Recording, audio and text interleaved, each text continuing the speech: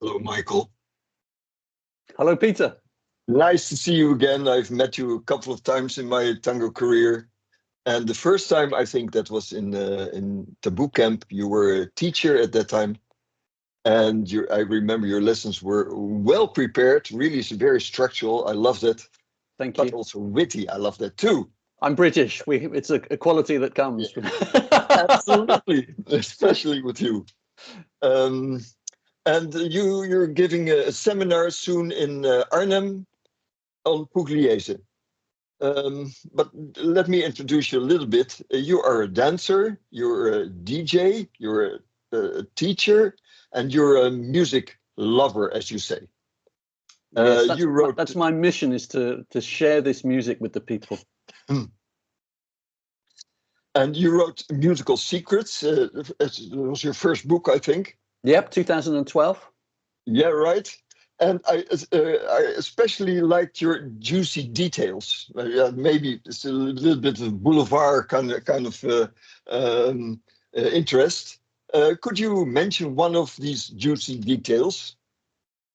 Well, the first one I think that's really juicy that appears in the book is the story of how Biaggi leaves the D'Arienzo Orchestra, which is not through his own ambition, but he's fired. He's fired by D'Arienzo because he's getting too much praise from the public, and D'Arienzo wants to be the star.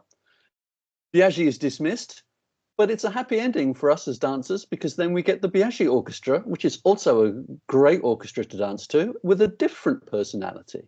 So the result is quite good for us. Yeah, I love that story. But now you're writing books about. Already you wrote books about six orchestras. Which orchestras were there? Well, I began with Troilo in 2014 because it was the centenary of his birth, and that was a big celebration in the tango community in Argentina. Yeah. Then followed Pugliese, Pisarli, D'Arienzo. So then we'd covered the big four. After this, Canaro, who's so popular in Europe and has this massive oeuvre, 3,800 tracks. And then finally, the most recent book was Forcedo. So, I have a horrible question to you. Is there do you have a favorite orchestra? Well, my answer to this question has grown over the years, but it hasn't really changed. In terms of like my heart and my excitement, it's Pedro Lawrence. Is that I, so? I have to say, because the music is complex, but it's also brilliant and exciting. Um, but that doesn't mean it has to be always my favorite. You know, that somebody once said my favorite orchestra is the one that's playing now. So when I'm in the milonga, I try to keep that advice to heart. I think it's very good Yeah, advice. very interesting. You're coming to Arnhem, and in October 13th, you go to tango school Flor de Fango, and they have the honor to see you. You will give a seminar about Pugliese in cooperation with the orchestra Tipica La Barra. Yes, I'm very excited about it, and I've already experienced La Barra playing live this summer in the Netherlands, and I have to say I was absolutely transfixed. I was transfixed. You know, I was sat, 3 or 4 meters away from the orchestra, and it's a 12-piece orchestra, and they're good musicians. Um, and I have to tell you, it's not the same as listening to the records. But what they really had was they had the feeling and the emotion of the music. Um, Wonderful experience. I'm so happy that you've got this project going in the Netherlands, because it takes a long time to really get into the Pugliese style. And Gerard and Mark and all the musicians of the band. It's been a long time for them getting to this point where, yeah, they're tremendously exciting. But how does it work? I mean, you're a storyteller, and then there's this orchestra. How can you cooperate? I don't have a view on that. Well, what it means is that the lecture will have a different emphasis to normal. I still want to tell something of the long arc of the Pugliese Orchestra, because it is a very long arc. Pugliese is still playing in 1990.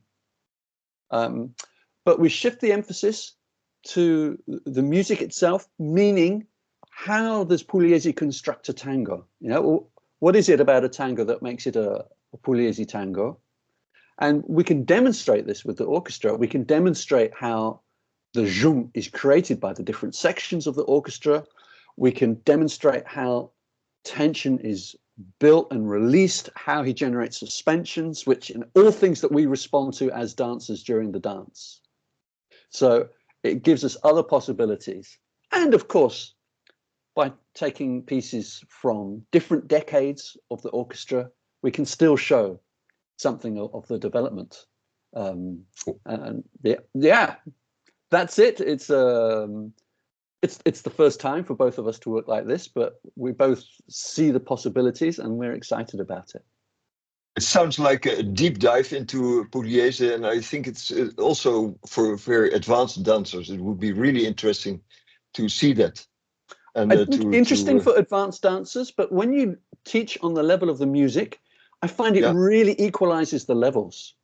So also interesting for people who don't know much maybe about Pugliese or about tango, but who like it. Mm-hmm.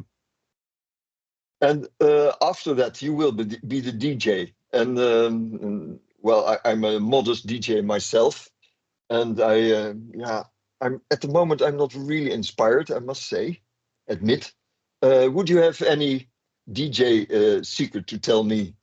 Well, in direct response to what you've just said, I would say play music that you like.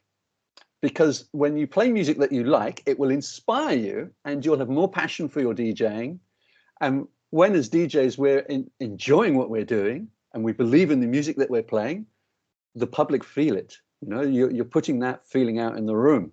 So yeah, of course, that means if you want to be a tango DJ, you need to like most of the music. Yeah, you don't have to like all the music, but you need to like most of it. You know, if you only like 3 or 4 orchestras, you'll never be a good tango DJ, you know, no matter how great a dancer you are, not how well you know those. So that's my tip.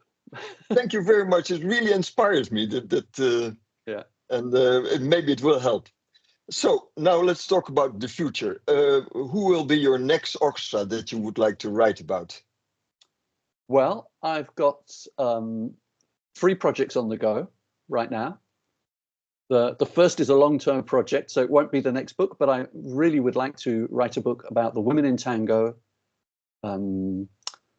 They didn't sing with the dance orchestras, at least not very much, but in the late 20s, they were huge figures. They sold lots and lots of records, very popular with the public, but they were singing in theaters to a seated audience, and that's why we don't hear that music in the milonga.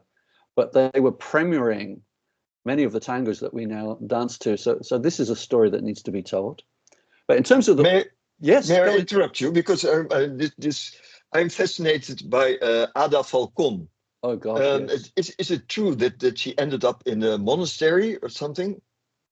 Not actually in the convent, but yes, in a house next to a convent in the middle of nowhere. That's absolutely true. There she lived out the rest of her days. I think. Why was that? Was there did something happen, or why was this? Well, I mean, there was the explosion of. She had this.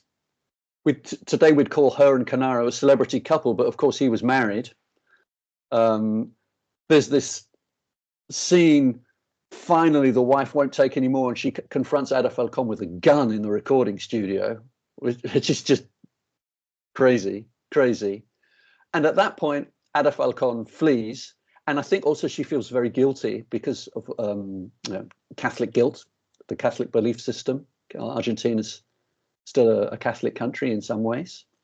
And so she feels she has to pay for that guilt. And she goes to the convent, gives away many of her possessions. And there she stays. Sounds very juicy as well. Very tango. I hear you have so much to tell. So maybe you have a last special message to us tango dancers. That's a simple one, which is begin with the music. Let the music move you. Then you respond to the music, and then you'll respond differently to every piece of music that you hear, rather than dancing the same to everything. So music first, then movement. That's it. That's my message. Wonderful message. Well, good luck with your new performance in Arnhem I soon. feel very, very lucky and privileged to work with Lavocah. It's going to be great. Thank you very much, Michael. Thank you, Peter. Ciao. Tot ziens.